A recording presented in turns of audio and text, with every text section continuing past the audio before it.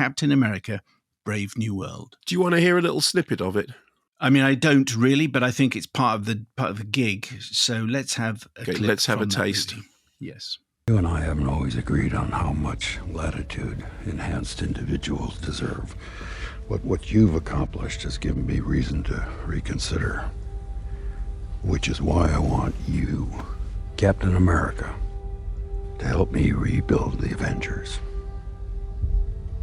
The Avengers? Yes, sir. Oh, with all due respect, sir, when you passed the Sokovia Accords, you tore the Avengers apart. Why the change of heart? I represent all Americans now.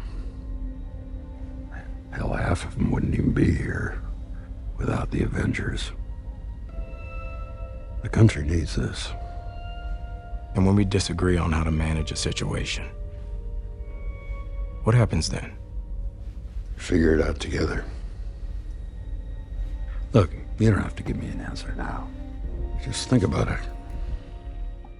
Weirdly enough, watching a film in which Captain America and, America, all that stuff is talked about is with a somewhat heavy heart, despite the fact that one of the sort of key plots is that Harrison Ford is this incredibly compromised president who is trying to prove that he's not actually the evil, wicked fiend that everybody thought he was. And yet, and I'm assuming that now we're into the second week, people, I mean, there were things in it that I didn't know about, but, and just to be clear, the reason we didn't review it last week was they didn't press screen it until after we had recorded the show, which is never really a good sign. It usually means that I don't think it's going to benefit from critical responses. So there is this weird subplot in it, which Harrison Ford is this very compromised president. And I was thinking, oh, okay, well, maybe I'll find something interesting in here, but no, not at all. I just felt, okay, I'm watching a film about a bunch of characters. I don't really remember the backstory of them, and I don't really care.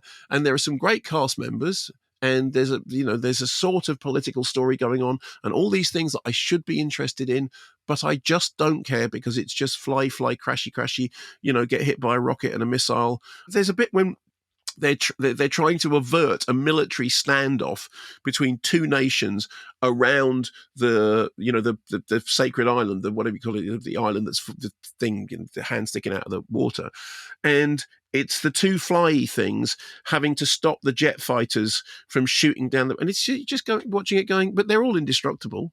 They're all indestructible. It doesn't make any difference. No, there is no consequences to any of this at all.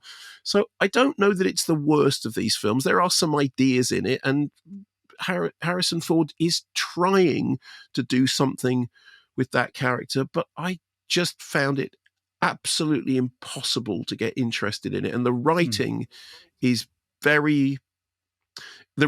at very, very best functional, and at very worst, there's one gag in it which is good. There is one gag in it which is good, in which somebody delivers a sort of a little speech to another character to make them do something, and then there's a pause, and the character goes, "Did your speechwriter write that?" And he goes, "Yeah, he wrote the end." It was quite funny, and that was the one gag that I enjoyed. And then there's a thing at the end that makes you go, "Oh, really?" Oh.